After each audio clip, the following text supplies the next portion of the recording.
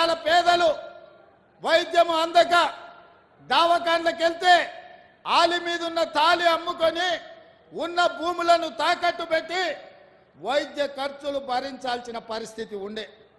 అందుకే ఆనాడు doctor YS Rajasekhara Reddy గారు మొదలుపెట్టిన రాజీవ్ ఆరోగ్యశ్రీ పథకాన్ని పునరుద్ధరించి ప్రతి పేదవాడికి 10 లక్షల రూపాయలతోని వైద్యాన్ని అందించి పేదల ఆరోగ్యాన్ని ఆదుకోవాలని ఇవాళ మన ప్రభుత్వం ఒక మంచి నిర్ణయం తీసుకొని అమలు చేస్తుంది.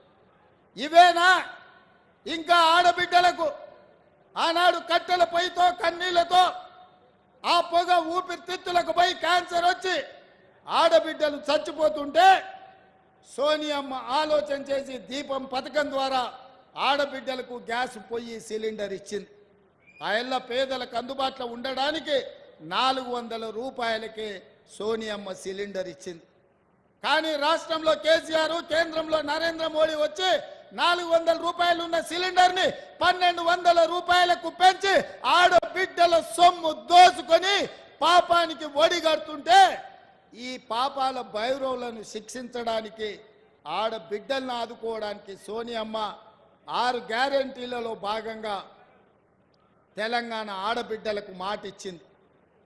ఇందిరమ్మ రాజ్యం ఏర్పడి కాంగ్రెస్ ప్రభుత్వంలో 500 రూపాయలకే మీకు సిలిండర్ ఇస్తామని మొన్నటికి మొన్న చేవెళ్లలో 500 రూపాయలకే పేదవాళ్ళకి ఇంటి దగ్గర సిలిండర్ ఇచ్చే సంక్షేమ పథకాన్ని అమలు చేసి ఇవాళ ఆడబిడ్డల కన్నీళ్లు తీర్చే పని మన ప్రభుత్వం చేస్తుంది.